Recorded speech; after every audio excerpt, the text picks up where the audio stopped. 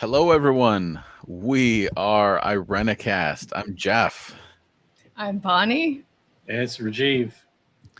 Thank you for joining us for another conversation. Or thank you for. We're going to continue the conversation. I don't even know what I'm saying. On that provokes your progressive Christian imagination. And today we're specifically continuing the conversation on our last episode 172. So if you begin to join us on the live feed, please feel free to pop in, say hello, give us your thoughts on the last episode that we had and what you thought about that with the really great interview that Rajiv conducted with Miguel de la Torre. So this was a good one. So any thoughts as we kind of waiting for people to pop in on things that really stood out to you or anything regarding the particular episode? And by the way, Alan and Casey are on assignment. As you can see, it's just the three of us today. Yeah.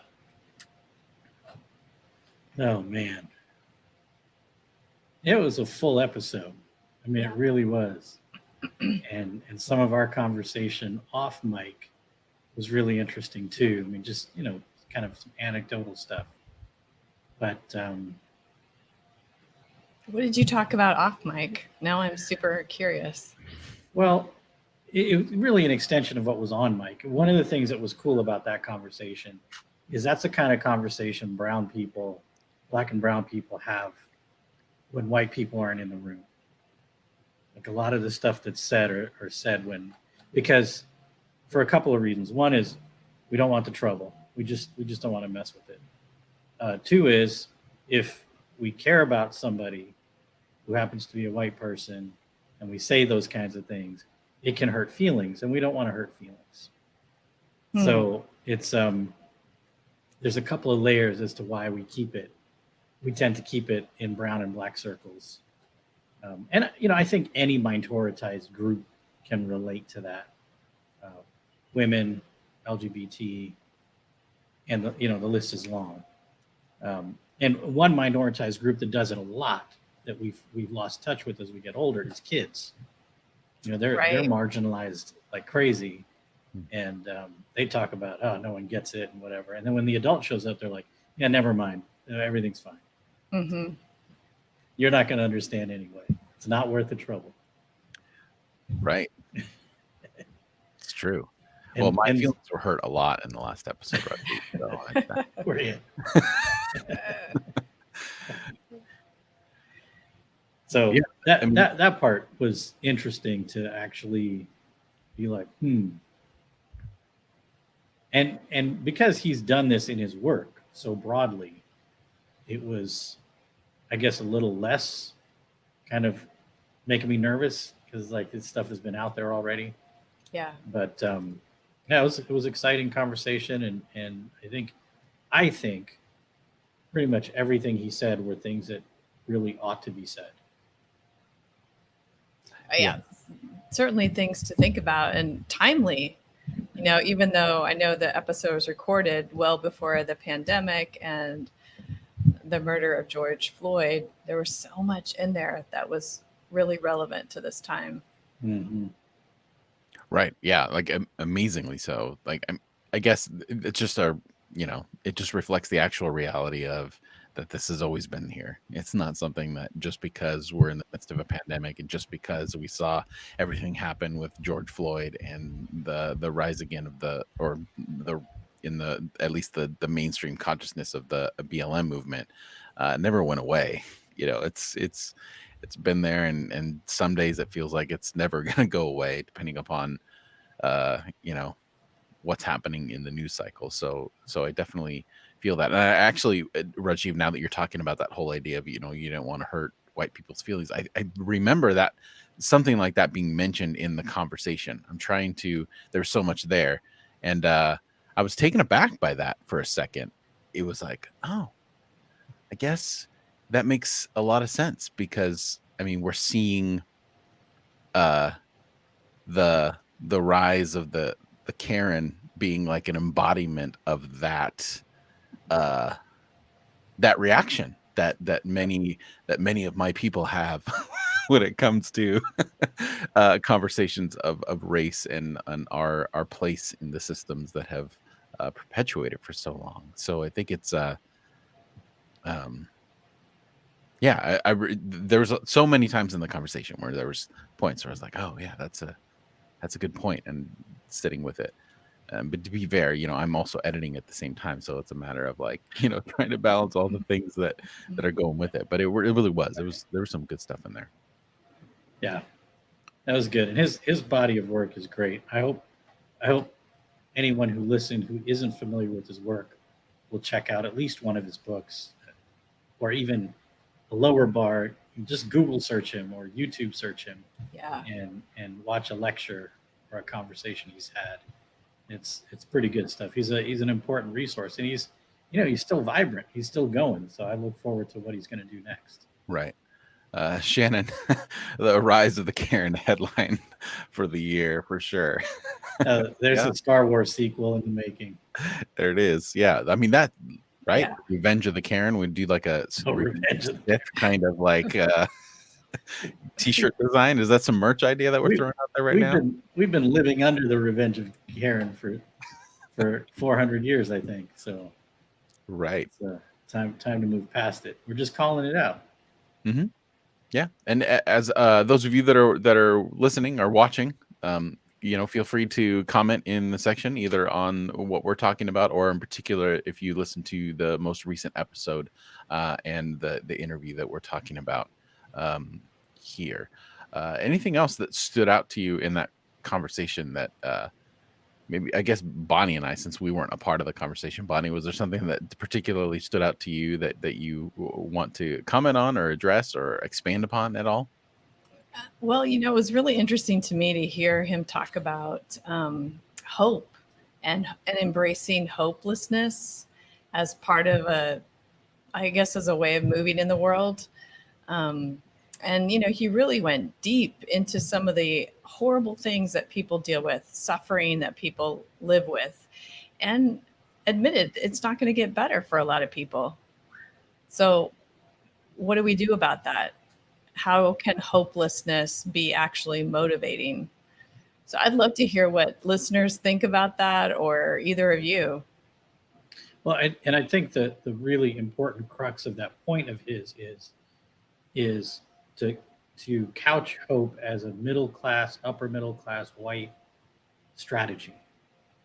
Because if you go into a community of abject poverty, whether it's in your driving distance or you travel to it, if you see, quote, I saw hope in their eyes, then you can leave feeling like, okay, everything will be fine. Right. And that's really the crux is when we claim visions of hope as a way of abdicating our responsibility for our sisters and brothers. And sometimes nothing we can do in our individual lives, but we can sure lobby for policies that affect our neighbors across town or across borders. I mean, he almost equated hope with like white comfort. Mm.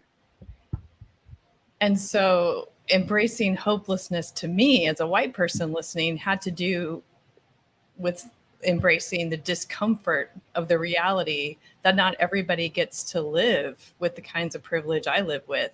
And then how do I confront that? And what do I do about that? Mm-hmm. Right. That's a great way to put it. Mm-hmm. Shannon says that interview was amazing, trying to grapple with the hopeless of the revolutionists. And then she says, if I'm hopeful, am I useless? Wow. Yeah. Great question, Shannon. Yeah. I'm going to jump in because I am a hopeful person, and I tend to find hope in our humanity.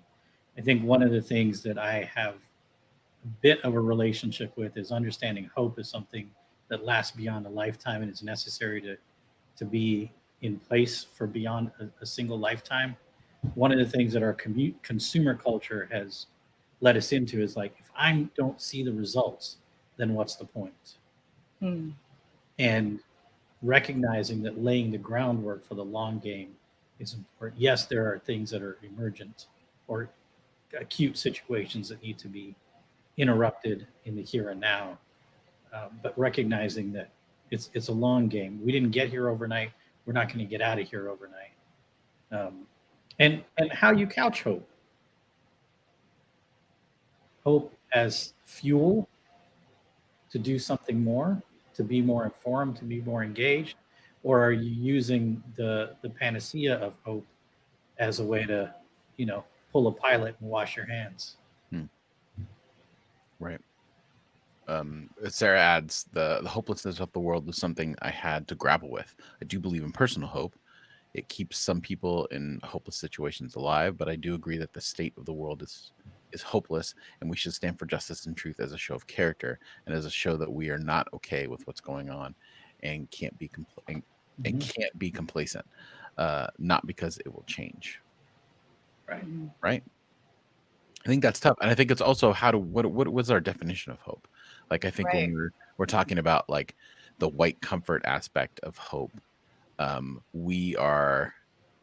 think sometimes we can get to a place where, and I've seen this a lot in regard to particularly the Black Lives Matter movement and stuff like that, and talking about Black joy and thinking that because a certain group doesn't have what we have, or what are we hoping for them, and not even acknowledging like what the situation and what joy and a good day looks like in the lives of other people, because we only have like a surface level experience or encounter with something, and we immediately compare it, where we throw it into a comparison, between what we have and I couldn't live like this, therefore I think it's just that part of that I don't know, that just comes with being privileged or white, is that it's always like, if I couldn't handle it, then they must be having such a difficult time.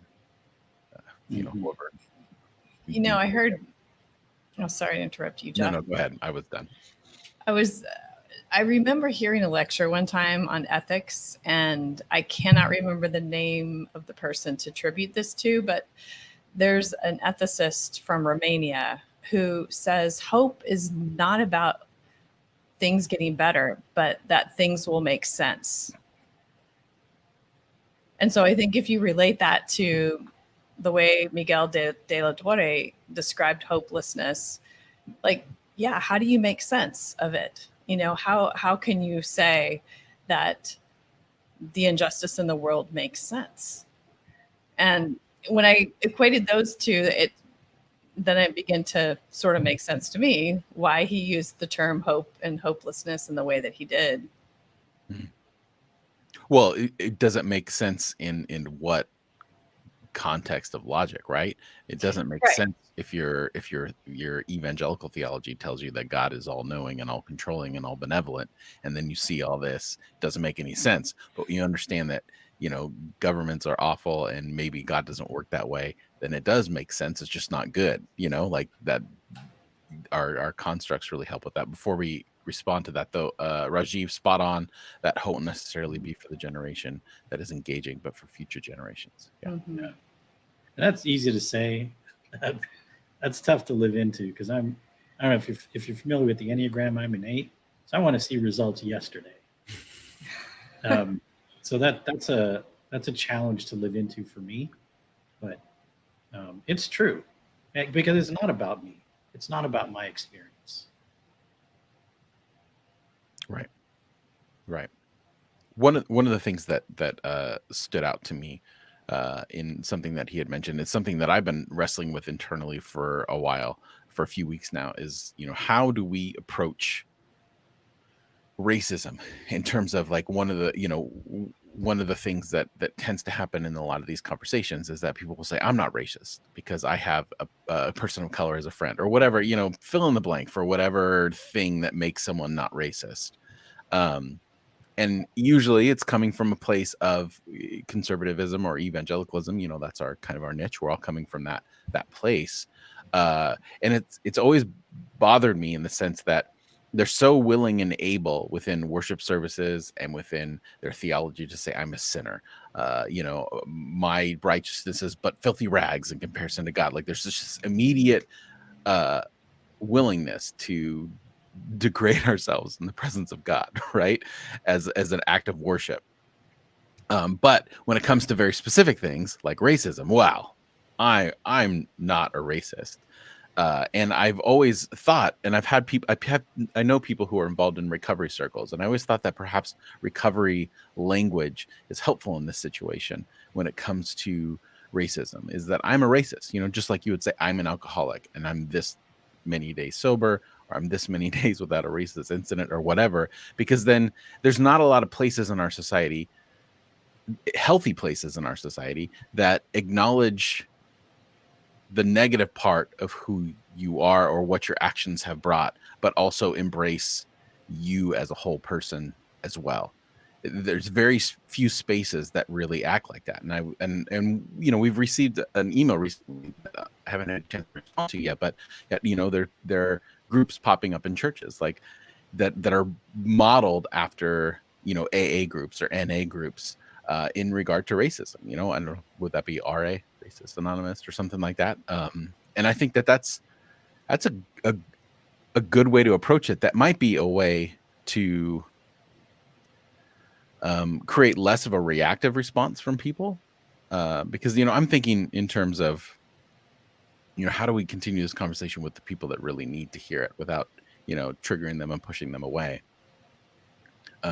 Anyway, I really enjoyed that he had mentioned something along those lines of, he acknowledged, I'm a racist, I'm a sexist, I'm this, I'm that.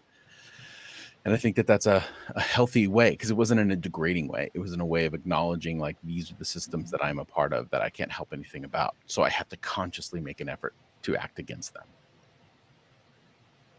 Yeah. Yeah, and it's interesting. I've been to several recovery meetings in support of the group or an individual. And, the way people introduce themselves is, hi, I'm so-and-so, and I'm a whatever the group is. And I think that's a great way to enter these conversations. Because it's like, people know. I mean, women know when men are sexist to stronger or lesser degrees. It's something you pick up on. Minoritized people know when the dominant class is sort of with them or not so much. These aren't secrets, and people that think they are part of the problem. Yeah, even saying it that way, there's a mirroring of substance abuse, right? Like, it's the person has to acknowledge it's a problem, and it's usually everyone around them that acknowledges it before they can get to a place where they're like, oh, I see. Yeah. Shannon says that acknowledgement is tough, and I appreciate him doing it. Yeah, it is. Mm-hmm. I think, too, in Christian circles, at least in the United States, we've been so focused on the individual, like on individual sin and on individual salvation, that there's somehow a disconnect maybe when you are part of a system. And it's your participation in the system that actually creates the sinner or the sin. And I think it's a disconnect for a lot of folks in Christian circles, at least in the United States. Right. Or white people, I should say that.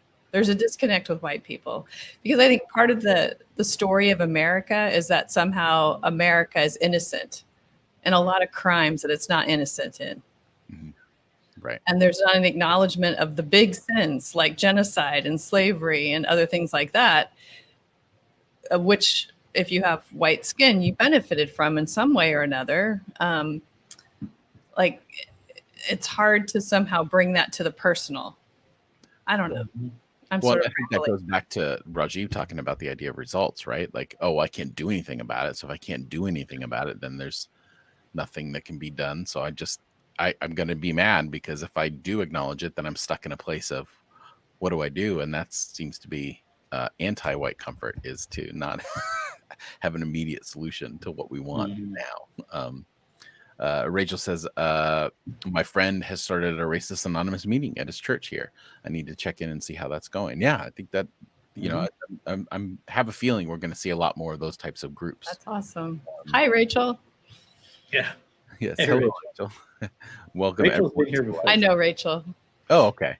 She's a good friend. Personal. You guys want to chat? You want me to just step one out? Just okay.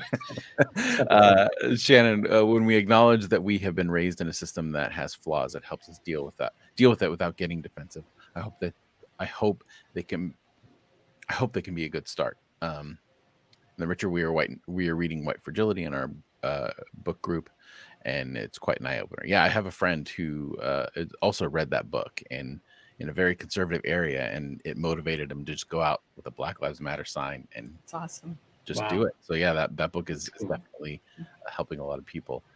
Shannon, it must be so uncomfortable for them. I wouldn't like it if my name was used for this either. I'm thinking I think that's it's for about the Karens. Karen. Okay, all right. Yeah. Yeah.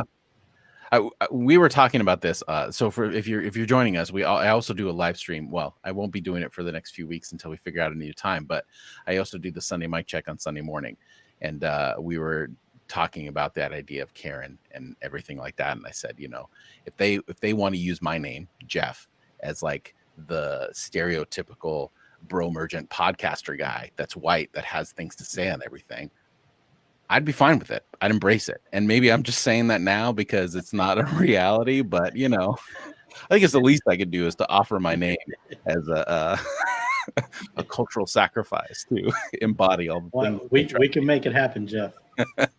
we can make it trending. Right. Yeah. You know, don't be such a Jeff. I know a couple of Karens that are totally fine with it too. They have to live with it now, and they're like, Mhm. yeah, if I can contribute that to the cause, so be it. Right. And you know, understand none of us want our name being thrown through the mud, but anyway, I don't know if that's something we want to get into too much here. But Rachel also says there's a lot of pushback on white fragility from back activists. Yes. Yes, there is. And I know that's a complicated thing. I know there's this particular denomination in America that has hired that author for that book to help them, which I do think is problematic.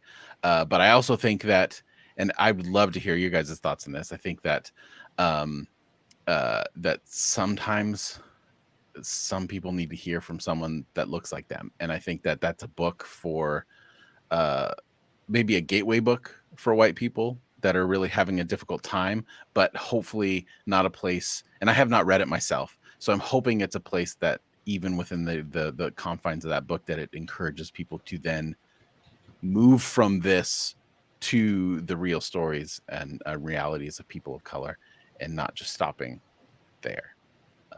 But those are my initial unfiltered thoughts on that particular book. So I want to tread lightly.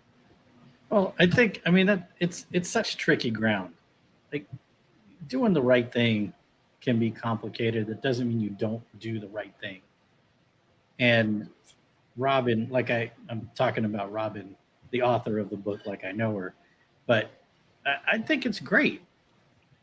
And yeah, it's, you know, when you step into that kind of territory, you put yourself out there, there's going to be pushback.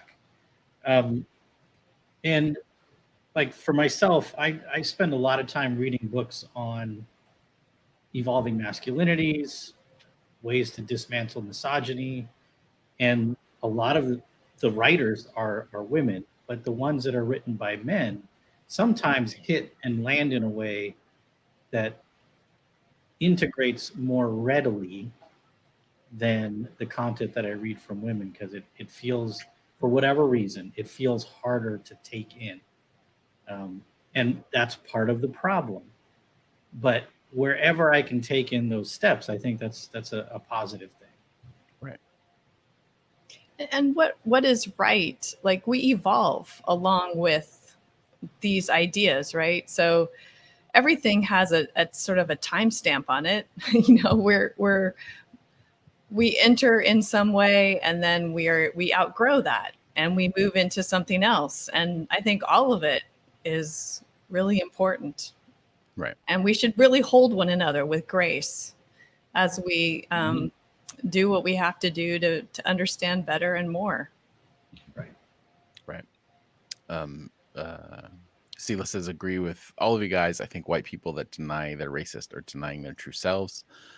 Some do it to preserve their comfortable lives, steeped in ignorance. I like that. Steeped in ignorance. Yeah. Well said, Sela. Very well said. No.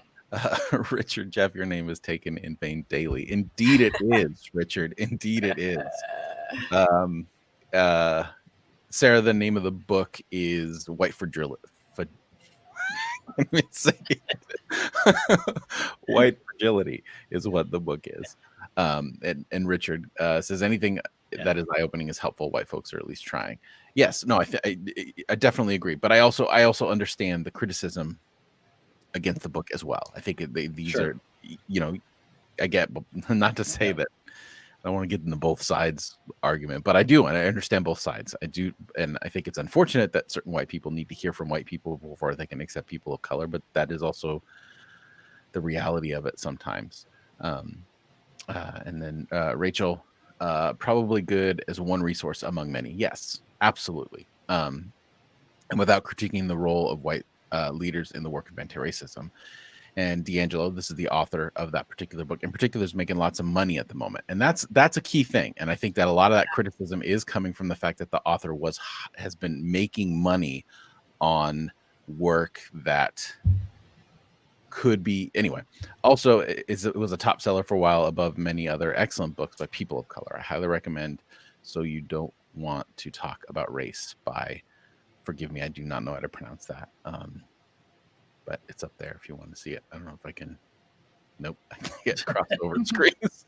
I don't know what I'm doing. But yeah, I think that it's a good book. I've known people specifically that have been very much changed by it. And maybe Rachel, you could throw a link on that book to that book. If you don't mind, that would be awesome. In the chat, that'd be great. That would be amazing. But yeah, I mean, anybody who's tried to push the envelope on a thing, there's going to be pushback, and that's part of the territory. Personally, I don't have a problem with her making money. I don't think it's taking money away, because I don't think those groups would be hiring other people. That's a problem. I acknowledge it's a problem, but hiring someone that looks like them to do important work with them is a step. Hopefully we'll get there. And again, the goal isn't about right now. Are we on a trajectory that's heading in the right direction? And personally, I think that movement is heading in the right direction. Right. And Richard makes a good point. Who isn't making money on the subject these days? And that's a valid critique as well. Although I will say, Rajiv, in regard to, I guess, this specific situation with this woman working with a denomination, such a large organization that there are likely people of color within that organization that have experienced the problems of that organization firsthand that should be looked at first in terms of if we're going to pour resources into this thing to change our organization. But I mean, this is I feel like this is an episode in of itself, because I think that this borders onto, when we talk about cultural appropriation, I think that money and economics is a big part of what we can define as something that culturally appropriates. But all that to say, I get both sides, and I think we're in a lot of ways we're headed in the right direction in terms of, I know anecdotally in my life, seeing people say things that I never would have even dreamed of them saying before, that there's something different in the air, but it's also balanced by a lot of horrible shit. It's very difficult to maneuver through some days. So, well, these kinds of moments are tipping points for a lot of people that couldn't have come to those tipping points otherwise. And these moments are also moments where people's grossness, the nastiness within them gets exposed, because they're desperately afraid that everything they've known is going to come undone, and they're not going to be able to do whatever it is they've always done. And that's good. It's letting people know that, yeah, you're the time clock is ticking on you, and that kind of ideology. But folks aren't going to go without a fight. They're just not. That's true. Ideas don't go without a fight. Well, some folks need to step aside. There's one in the White House right now that we might have to push him out forcibly, but it's ridiculous. It's ridiculous. I've heard somebody say maybe as a way to go beyond white fragility is white incredulity, which is interesting. That's interesting to think about. If I can find an article on that, I'll also try to link it in the chat, because I read an article on it and I thought it was really helpful. That's harder to say than fragility. It is harder to say. I don't know if I can. Honestly, I don't even know if I know what that means. So maybe there are some other listeners that are out there that are the same as me. So, Bonnie, what is that? White fragility just means like white disbelief. Just disbelief. That's good. So like deer in the headlights kind of. Yeah. Okay. It's more than being uninformed. So like or in the somehow like in a space of ignorance. It's just like not believing that what you're hearing from people of color, Black people, is true. Right. I was listening today to Cornel West's new podcast. It's called I think it's Walking the Tightrope, something tightrope. I need to find it for sure. And he had a guest on. She's been on. I don't remember her name offhand, but she has been in a lot of memes lately. She's a older white woman professor who's done a lot of work in race relations and stuff like that. And they had a really heated conversation, because she's all like, there is no race. Like, we need to stop using the term race. And she does an exercise that she talks about. Anyway, it was all very interesting because they were going back and forth and really hitting these nuances, but they kept coming back to this idea of like individual ignorance versus, institutional capitalistic power that hovers over everything, and then which one has more power to make more change, and how much does the individual change matter in comparison to these super powerful and rich structures that are keeping these things in perpetual motion. And there's a lot of back and forth between these two ideas and these two things. And she was adamant, once people change, then the systems will change.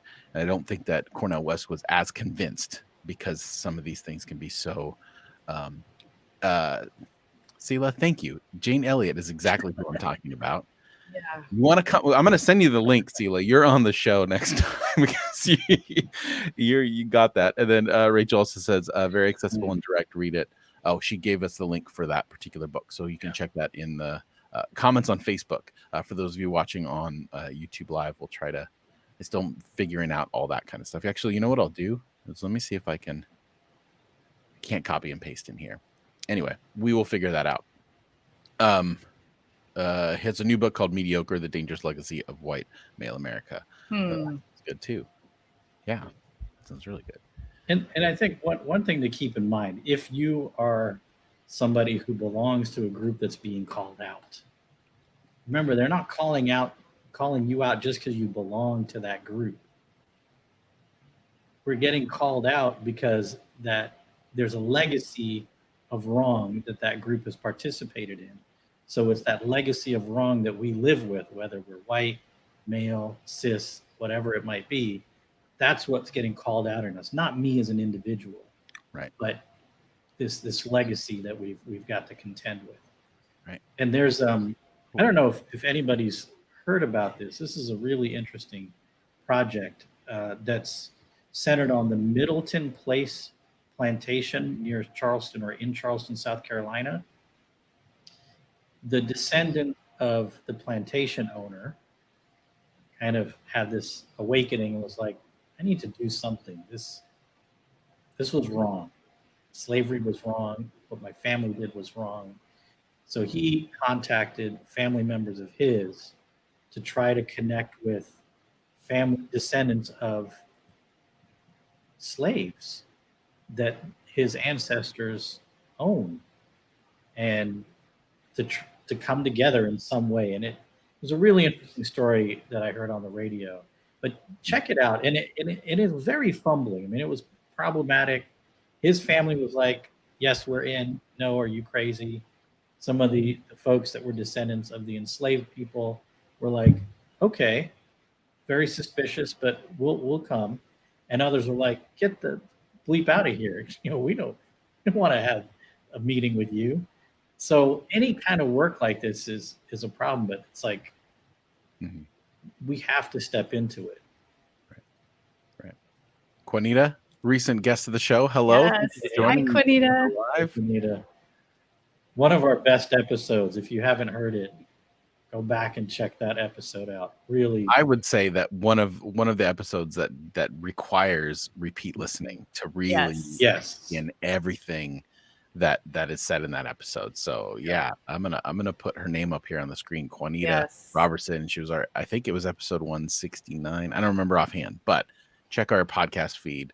That was a great episode. Thank you for joining us, Juanita. That we're honored. Yeah. Oh yes. Hi, good to be with you. It's good to have you. And what Juanita shared on the episode is so relevant to the conversation we're having right now. Yes. And that there's, what I loved about what she shared was that there are spiritual implications for all of this. And, we live in these bodies and we don't choose our skin color. And what she says all the time is, are we humans, are we spiritual beings having a human experience, or are we humans having a spiritual experience? And her, yeah. Anyway, I know I'm probably messing it up, Juanita. So please go ahead and share your insights in the chat if you don't mind, because I think it's so helpful for us to think about the deeper layers to what's happening. Right. Yeah. I mean, absolutely. We there isn't enough talk about how these things are shaping our being, soul, whatever word we want to use to describe that kind of essence of who we are. And when we talk about things even related to this, like the idea of defunding the police and all that kind of stuff, is that is those things are an act of compassion for the people that are in those current systems right now. Like, that is not good for the soul to be exposed to that kind of regular brutality or that kind of culture in whatever way that we're doing. And I think that there's so many things in our society that yes, the surface level, there's something going on, but there's something deep internal that's shaping who we are. Juanita says, we are so focused outward, but freedom can never be given. Yeah. Mm-hmm. Right. Yeah, I feel like we just should send links to Miguel de la Torre and Juanita and just, step back and, let them have a good conversation while we sit back and enjoy.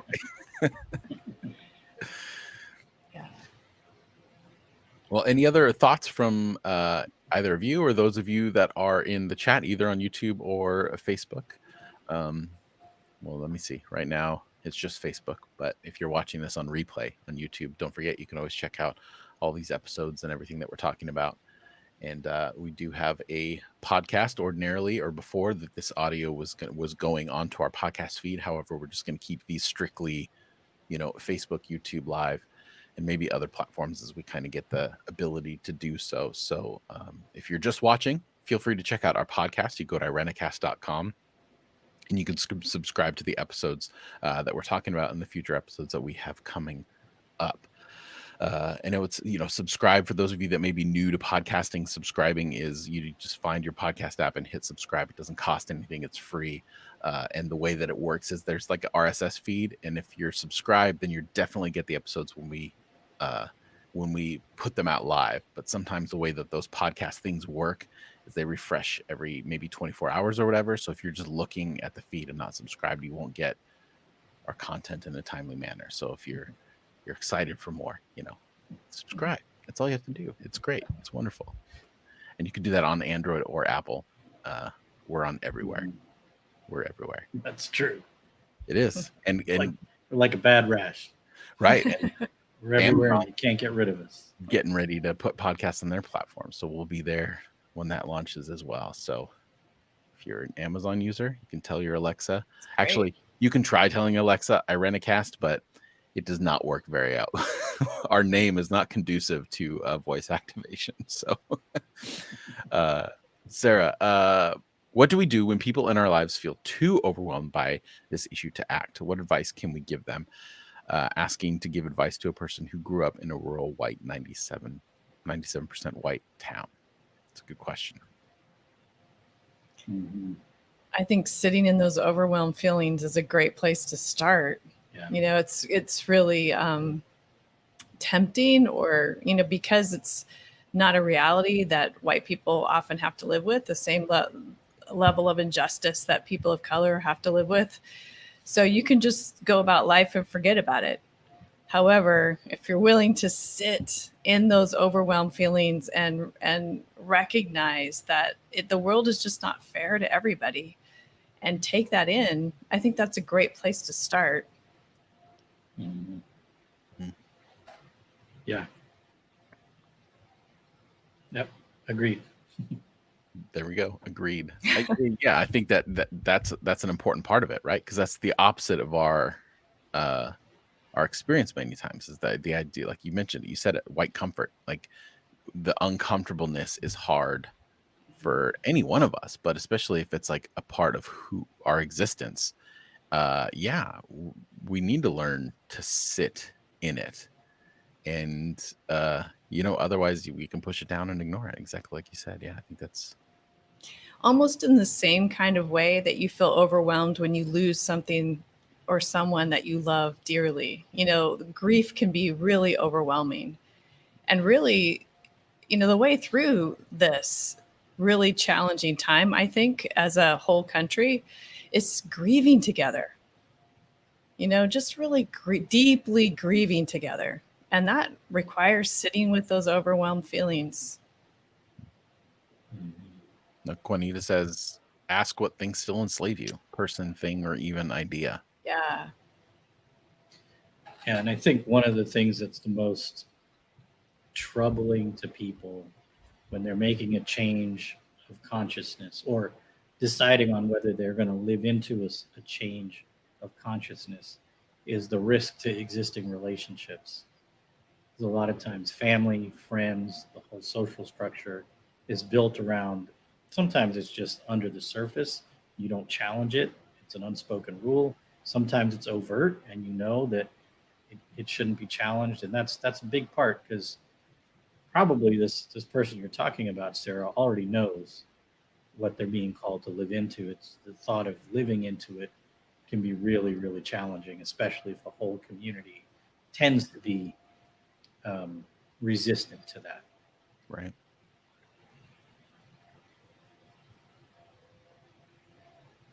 Yeah. This is good stuff. Sarah says, I love that point of view. Good way to bridge, to make a bridge reflecting on ourselves first. Yeah. Yeah, this is... I'm sorry. It was a lot to keep track of. Thank Thank you, Jeff, I have to read for it. producing this show. Thank you, Jeff. And thank you for everyone who's on with us tonight and participating in real time. It makes the conversation so much more richer. Is that right? Grammatically? Sure. It makes it better. It makes it more better. Yeah, because I mean, we already had some resource sharing going on and like really great responses to questions that have been posed. So thank you for engaging. Right.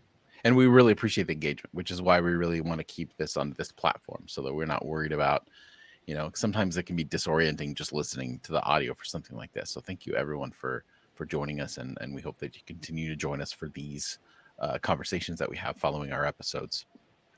And we really want to stick to the heart of why we put out an episode. We're not putting out highly produced, you know, educational, not that they're not educational, but the first and foremost purpose of the episodes we do is to have a conversation, is to get the ball rolling so that people can look into more than what they've been exposed to perhaps, and hopefully some of our expertise is brought to the situation that can kind of help move people forward, but we really do want to hear from everyone. And the best part of what we do on this show, either here live or on the podcast, is the emails we get from everyone, and on the things that they're thinking and the things that have provoked them in our conversations that we have with one another. So thank you for that all the time. We can't get enough. We really can't. So, and I guess unless there are any final thoughts or comments, we will bring this one to the close. Rajiv, Bonnie, anything you want to close with? Oh wait, look at this. It just keeps coming. So thank you. Yeah. Rachel, Okay, good. Rachel, I was interested in De La Torre's discussion about multiple belongings at intersections / bringing different traditions together. Wondering if you want to speak to bringing some positives from SDA and evangelical backgrounds forward. I think you've done that in other episodes and places. Well, just to do a little bit of shameless promotion of one is my other podcast, haystackspodcast.com. Thank you, Rachel. Yeah, which is specifically for fringe and former Seventh-day Adventists. But there's a lot of crossover between folks that have grown up in kind of closed sectarian communities. And the new episode, we say second Tuesday of the month, but we dropped it early. So it's out there. It's called Alone in Community, Misfitting In. So that's up there. And we're on almost many places as Arenacast is. We're on Apple, Spotify, Stitcher, and Google, or you can just go straight to the website. But the couple of episodes that are a brand new podcast give some insight to that. So thanks, Rachel, for giving us a graceful way to talk about haystacks. And it's Miguel De La Torre did talk about bringing forward things, from challenging situations. One thing that really struck me in the conversation is the way he talked about violence. And it's not that this is a positive thing necessarily that he brought forward, but his recognition of how, like, in his own life, he grew up in often violent circumstances he described on the episode, and how that continues to live in him and through him. And yet he has proclaimed to be a violent man trying to be nonviolent. And so, yeah, I think, that's one intersection of, his experience that he certainly highlighted and offered a lot to think about. Right. And it was Cesar Chavez's line. Right. It says, "I am not a nonviolent man. I'm a violent man trying to be nonviolent." Mm-hmm. And yeah, that rings deeply true for me, for sure. And wrestling with that. But yeah, intersectionality, it's everywhere. Right. And I think it's an important part of your deconstruction, transition, whatever, is that there's that deconstruction part, but I don't think you ever want to totally deconstruct down to the foundation, right? There always should be some framing there, something that that, because you're still you, and you're changing and you're evolving and your ideas are taking new forms and stuff like that, but there are things that you are going to bring forward into that. And I would say that there's a lot of things about my evangelical upbringing that I'm super appreciative of. and that I honestly wouldn't be here without it. I don't think I'd care enough about my faith or anything if it wasn't for that upbringing that I had. That certain elements of that evangelical zealousness of like being faithful and and service and compassion and love, all those things that were given to me have become cornerstones of where I am now. They just aren't horrible now. they so yeah, I think bringing those things over. Just real quick, Juanita, she mentions this in the episode. I'm very excited about this book. She's going to the lake house next week to finish the book, the Inner Ground Railroad, a 40-day journey into remembering self and spirit. So it's going to be such a great book. If you're looking for a podcast to do an interview on when that book comes out, let us know, Juanita. Oh, we'll be calling you Juanita. I'm sure we will. Casey will, for sure. Yeah, absolutely. I can't wait for that book. I'm gonna have to go to some lake house myself.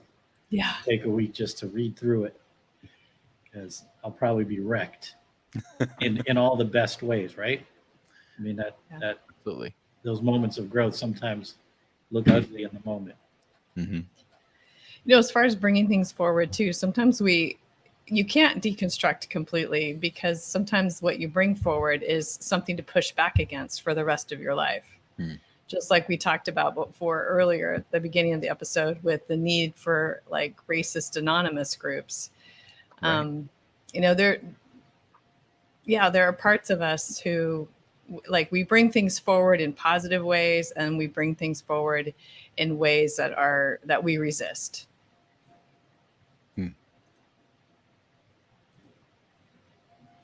Absolutely. Yep. I feel like certain things are said, and that the medium isn't conducive to just letting us sit in silence for a second and just sit right for a little bit. Let's let it marinate. Yeah, I know. But hopefully that's what you all have the mute button for. So feel free, just sit in that.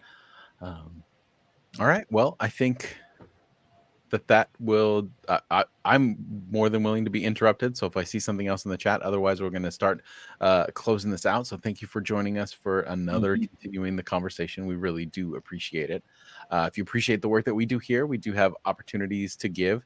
You can go to irenicast.com/PayPal if you'd like to give a one-time or a reoccurring donation to the work. We do have a lot of stuff simmering in the background that is getting ready to move forward that we're very excited about. So the show itself is just the beginning of the work that we're doing here, and we're figuring out the best ways to communicate what that's going to look like and how it's going to move forward. So keep listening, keep watching, keep following, and we will keep producing conversations for you to participate in. So for this week's Continuing the Conversation, I am Jeff. And I'm Bonnie. This is Rajiv. Go Giants. No, don't do that. Don't go Giants. Is the Giants even playing now? Like, aren't they like? Don't they all have COVID or something? Isn't that happened to one of the? Was that the Giants or a different? No, it's team. Different team. Go Giants. It's okay. The Dodgers have historically played as a disease-ridden team for decades. So. Well, that's true. I'm not a Dodgers fan. Oh, you're not? Oh. No, not at all. Just don't assume things about where I stand in my from Southern California. I figured I'm the Angels and the A's actually. Oh, okay. Okay. But primarily the Cubs. All right. Yeah. Anyway, now that we've talked to baseball, that's I guess the best way to and so thank you everyone for that's right. Richard's he's from St. Louis, so he's a Cardinals fan. I met Ozzie Smith once at a baseball camp when I was a kid. Cool. He signed my glove. The signature's no longer there. Anyway. All right. Goodbye for real this time, everyone. Thank you for joining and continuing our conversation. Take care. Have a good week.